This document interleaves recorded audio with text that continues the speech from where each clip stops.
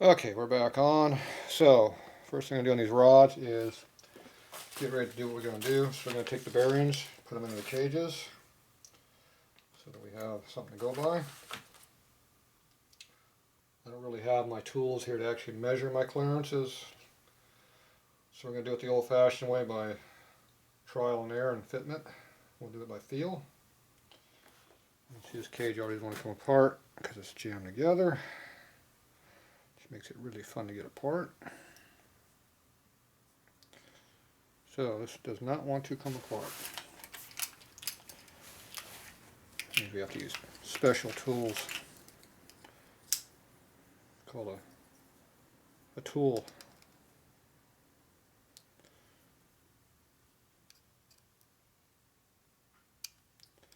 So you stick it in between the cages here. Wiggle a little bit until it opens up.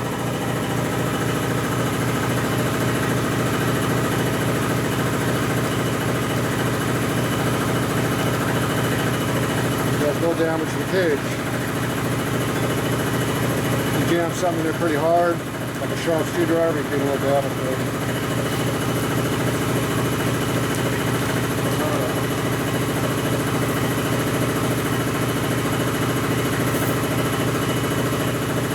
This is the bearing set we're going to use.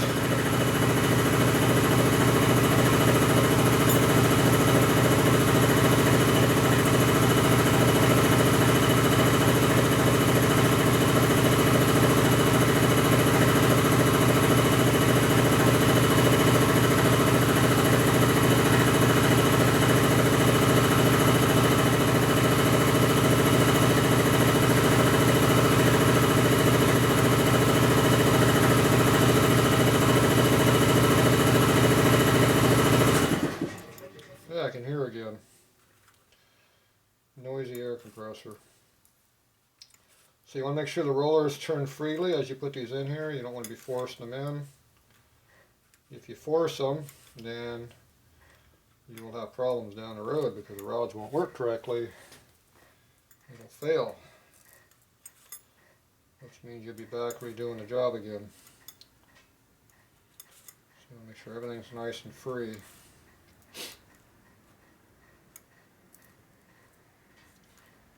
Kind of an important thing.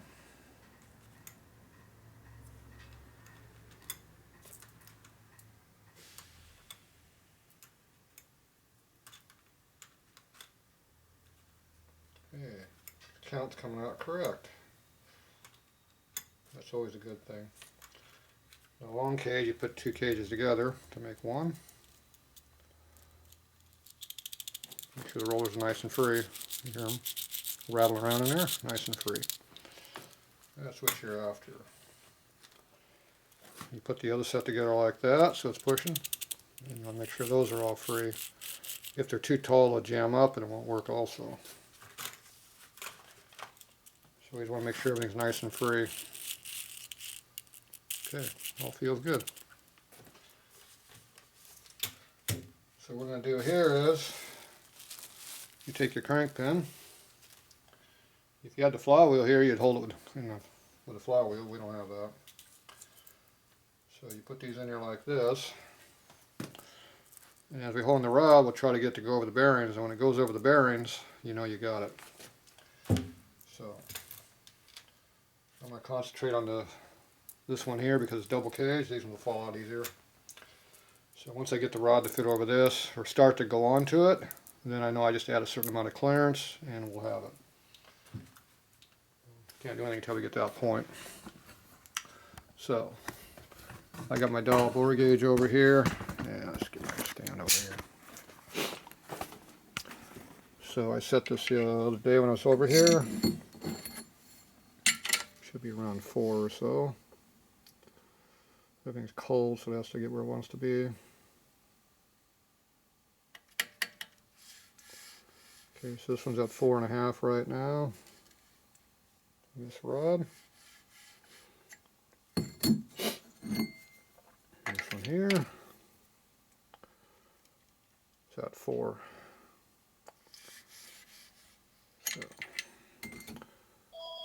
So I get us close. I interrupted already. Alright, we'll be back. Alright, we're back. Interruptions. Alright, someone asked me, left a comment, whatever, about honing machine, how the red one works. Because they have one, they know how to use it yet. Okay, well, it works the same as this one. Because Sudden hasn't changed anything. At least on these old machines. Now, you get up in the 2000s, who knows? They got computers now. But the first problem is you should not have a hook in front of your machine. Move that over there, get out of the way. There, see, that's nice about that. Okay, now I can get in my machine.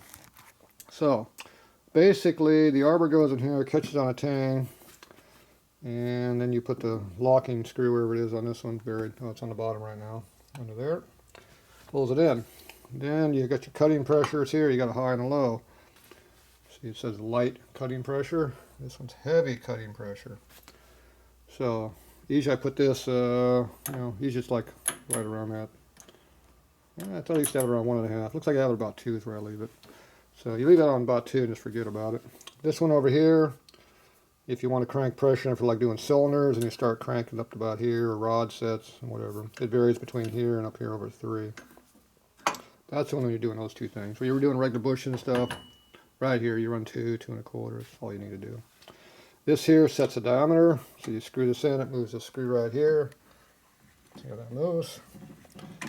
So that changes where the mandrel has a stone adjusted up and down to. And they're pretty much all the same. You step on your trigger down here.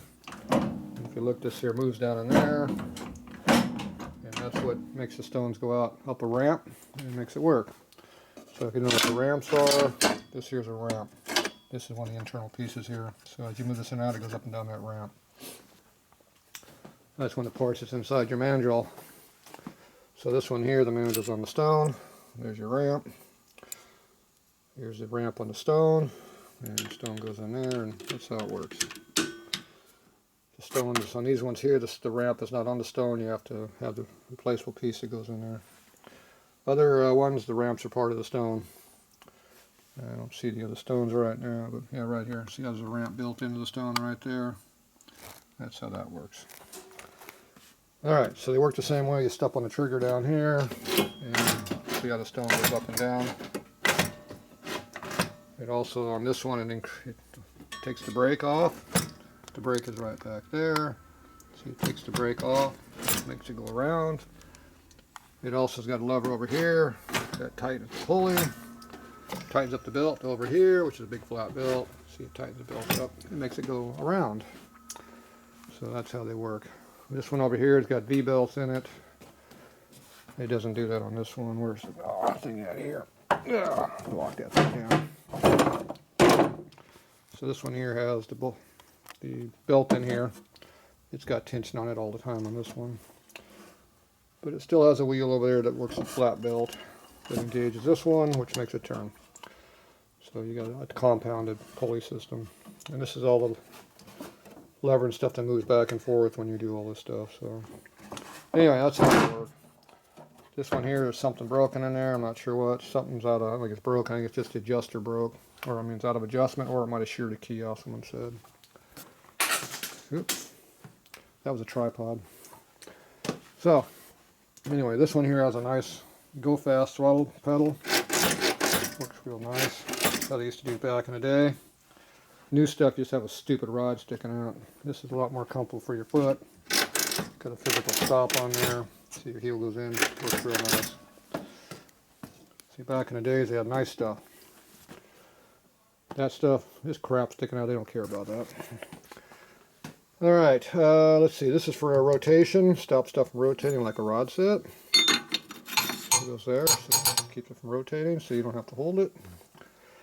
When you work on these, you want to hold it right here, not out here. If you hold it out here, see how the rod goes back and forth? It'll make your hourglass shape. So you want to hold it as close as you can equally on both sides as you go back and forth, or you want to hold it with one hand right here. And you want to try to keep it not twisting like that. Make the hole straight. Also, this stone's always cut different from one side to the other. I don't care what the excuse is, it does. So if you want to cut more on one side than the other, you'll see which one's cutting more. You want to go across the whole stone pretty evenly like this, and that'll keep it true. If you don't keep it true, they get out of whack. So you can see how this one here, how it wore. Slightly more on this side here, but not by much. It's pretty equal. A little bit thicker in the center, and that's usually how they wear. So always one side more. In this case, it's this side here. And that side on this particular one is always in the front. It always cuts more in the front than here. So if you're trying to take taper out of a rod, if you hone it more on that one side, it'll take taper out. And, you know, you flip it back and forth like that, back and forth to keep things square and straight. So, and the pressures make a difference. It's all by feel, and it just comes from experience on what makes it go straight and true. But if you play around a little bit, it'll work. Now this is a new stone, so it's not trued yet. So they have big truing sleeves right here that you can put on these things. They go on here like that, and it'll true it up as long as this is true. And once it go back and forth, flip around back and forth, and keeps it true. Now one trick is you want to put oil on here a little bit, and then you get the oil off it. You don't want to keep flooding oil on it, because you're not trying to cut that out, you're trying to make the stone wear away. So it kind of turns into like a slurry, and that slurry will help break it in better without tearing up the sleeve. You also have a honing stick here. If you got a real high spot, you can go ahead and knock it down with this. This is like a file basically for the stone. So this is an official tool that they have. You can tell it's been used. You can also take old stones and use them also. I've been known to do that. It's probably why those are laying there. Yeah. Usually that's how I do it. So anyway, you can do it multiple ways. Alright, well that's basically how you do it. And this up here I'll keep track where we're at size-wise. So I'll fluctuate my pressures depending on what I need. So on this particular one here, I like holding these straight. So I take the numbers go together.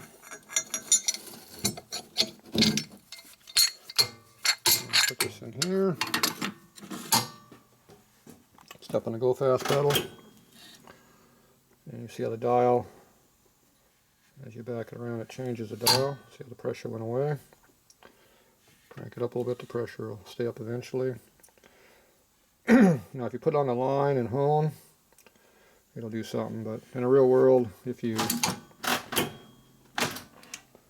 the dial's right here, if you go around over to here about halfway, 3/4 of the way around, that has pressure on it, and that'll hold it.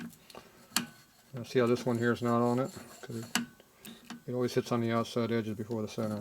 Just how it works. That's got pressure on it. Now it only goes so far. So this one maxed out way over here. So it went from here all the way over to here. So the maximum cutting pressure is going to be like over here. So you can either have it on the red line or you can crank it up over here a little bit more. You just can't go way over to here. If you bottom it out, it doesn't work correctly. So you can cut right there, right next to bottom out. It'll put more pressure. So this puts more pressure. And if you dial in down here, you got more pressure. Now this machine only has the heavy pressure there. With this machine here, you have two adjusters. You got light and heavy. So light is only just real fine tuning right here. Over here, you can crank it up a lot to make the same difference. So it just gives you fine tuning. So this is for doing really, really small stuff. Keep you from breaking things. This one over here, it's an automotive one. There ain't nothing small on automotive. Wrist pin is small. Everything else is big. So you're not doing stuff much under a 1/2 inch. Whereas that one over there, you can do stuff all the way down to 100,000s. They got stuff down to like 80 thou. It's pretty small. So anyway, this is just a different machine, a lot older. Okay, so this one here I got already dialed in already. Now it's just a matter of cutting it. And so you get off the stone, it goes back, the pressure goes away. You can move this thing on and off easily. So it self-releases. All right. Well, that's how you do it in a nutshell. Now you can do is do it. All right. So put this over here in my way so I can trip over it. Hopefully I'll get this. At some point someone's going to come by here and bother me, so I'll try to get a little work done here. I'm not sure how good of a video this is going to be. We'll see. Alright, so I'm going to go a couple lines down for now. We're on 4 on our dial. I'll drop to 2. Okay, let's see what we got. First time I've used this machine in a lot of years, so but they're all about the same. You want to get the stuff off your dials, you can take your oil and rub it across the face and get some of the puke out of the way.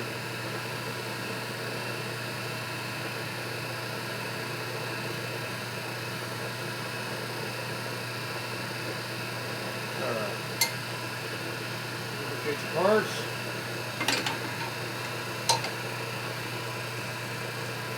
Squeeze it tight. Whoa, geez, put that on there.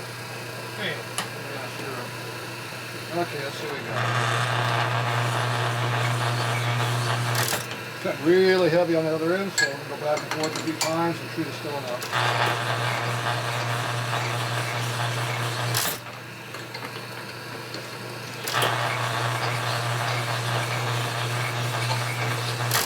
I keep my finger between the rods so it's not bottoming out down in here and nicking the rod.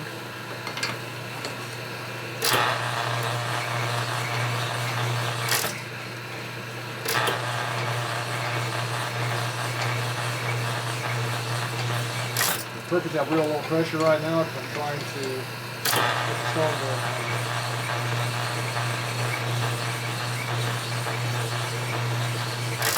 You can feel that's cutting more on this side than what it was. It's still not as much as the other side, but you can feel it.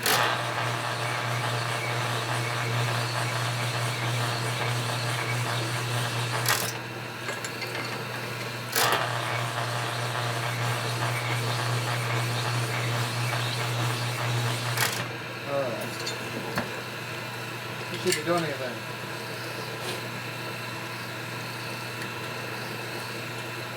She's got about 8/10. That one. They're about equal now. It's about 35. About 37. Took this 180 and measured again. 35. 35 and a half. Take this one and spin around 180 on this one also. 37 and a half, flip around this way. About the same. So we'll run a taper in it. I'm going to crank a little bit of pressure in it now. Up to 2 on the dial. The brake's not working too good, so you're spinning. Definitely got more pressure on it now.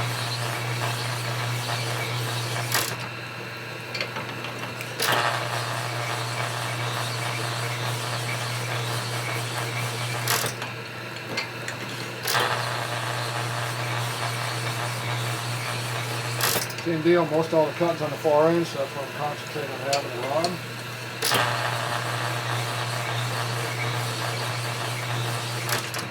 I can feel it's breaking in the stone, starting to come more even. Watch how fast it's cutting, so we stop and check again. We're down about 3 going now. This one is 3.5. Shoot them up. The stone's cutting really good. Definitely all chewed up. Okay, let's give it a little bit more pressure. 2.5. Lower line, crank it out. You can hear the stone cutting on there.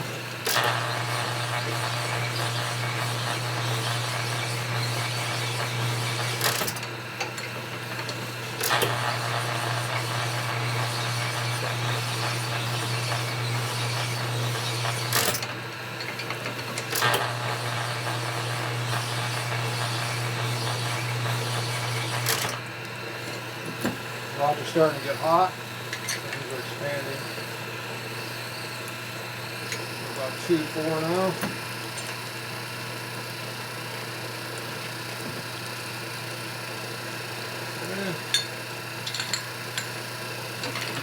Go down another 1,000 or so and I'll flip it out.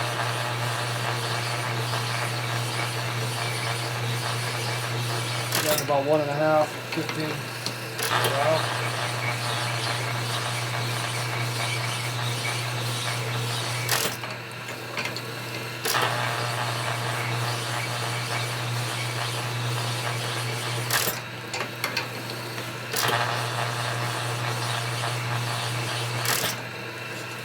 Alright, so we got a lot of about 1.6 right now, 1.7.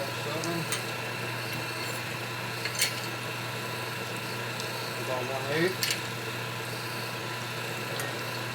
1.7.5. Okay, so that's close enough for now. I need to cool these off because they're hot. They will shrink down when they cool off. So on this machine here, I don't have my dunk tank right now, so I'll go ahead and slide this open. I put the rods down the tank down in here. We got access to the oil supply back in here. We'll just use that to cool it.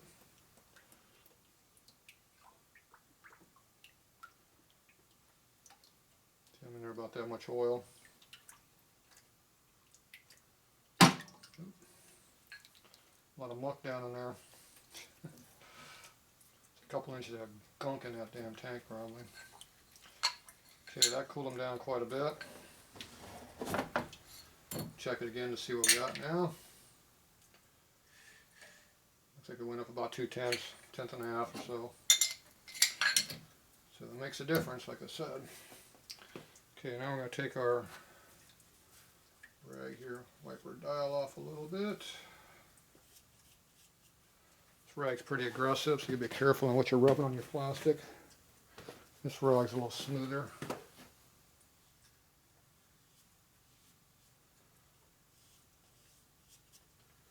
Still pretty rough though, so you be careful about doing that.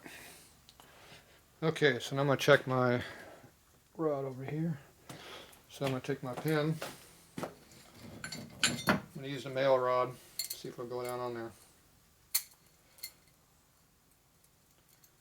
Okay, it's not going to go. See, it won't go down over the bearings at all. It's not even close to going on there. So I know it's going to be quite a bit more than we got there. So that means I go another thou, and I'll check it again. And when it switches, when it doesn't go on anymore, I'll go ahead and switch the stones to a finer stone. They'll come in pretty quick. Alright, try this again.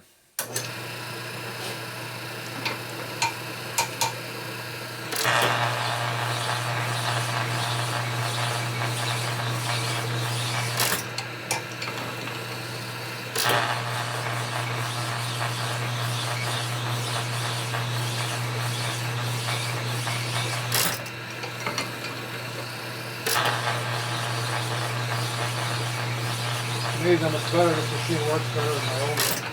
That new one doesn't work anywhere near as good as this.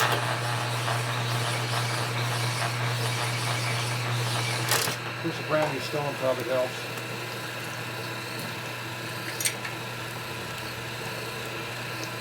Okay, we're down at 1. 1, 2. So that's about 3/4 of a thou drop. Okay, it's trying to go onto the stone now.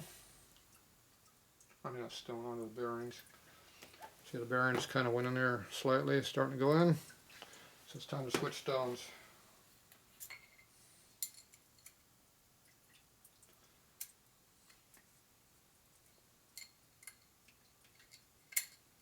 Probably not yet. See, I had the rollers half off of here. I was way over here. So that allowed me to be a little bit taper to it. So I put them back on full, it doesn't go again. So I'm going to knock it down another half a thou before I switch. Right there.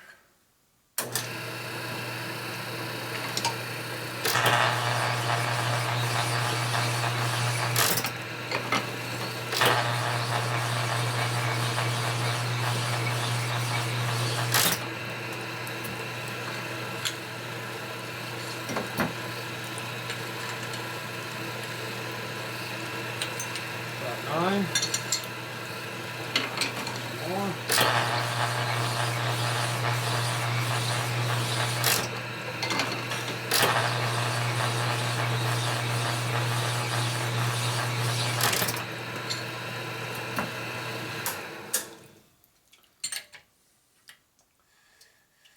About 6.5 right now. Whoa. These are my bearings.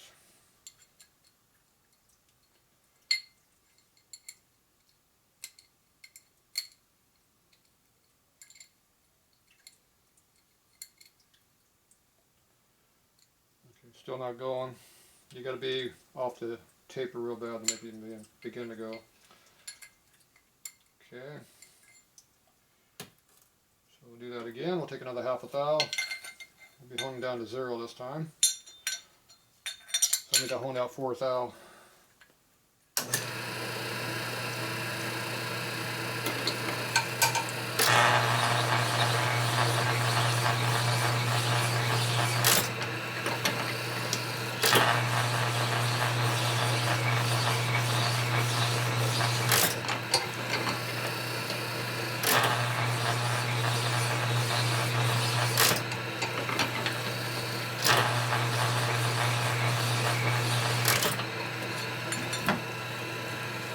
Kind of hone equally, but equal quantities on both directions.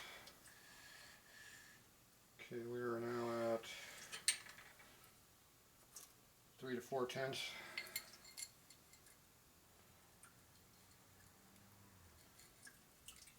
It's trying to go, but not quite.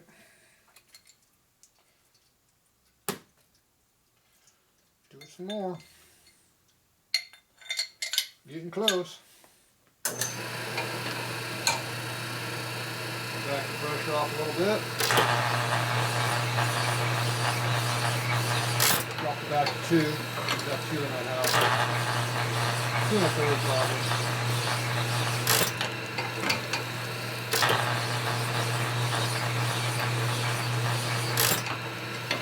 See the difference on the stone? Not cutting on it. Not bad. Have that heavy grinding noise like I had before. Okay, we're about 0 right now.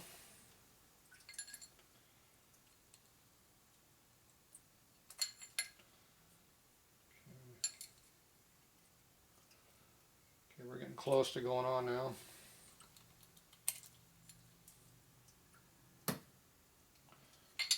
Couple more tenths. It's still hot, so it's going to shrink some too. That's why I'm not shrinking them right now, because that gives me a little fudge factor. In case I go too much, it'll shrink up too and be tightened up again.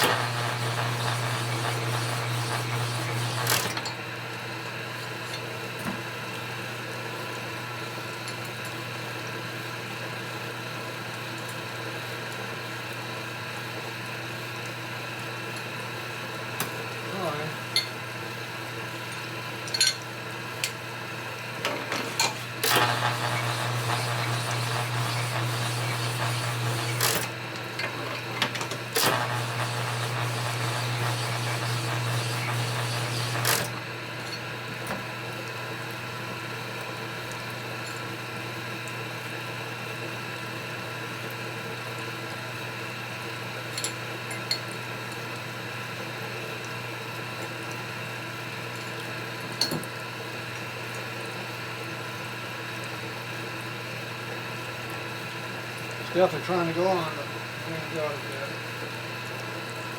Enough it jams in though. Okay, what number are we? 3 under right now.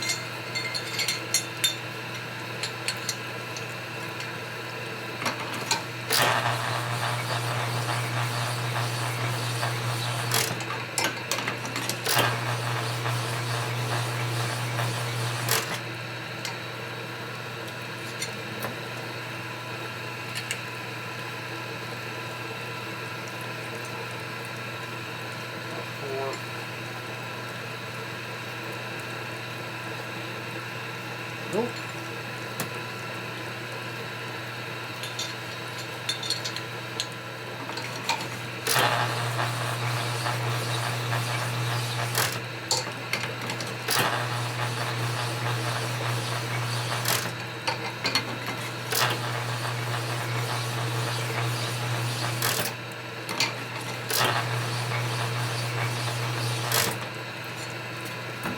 Lighter pressure doesn't cut as fast, but it cuts more accurately. We're down about 6 now.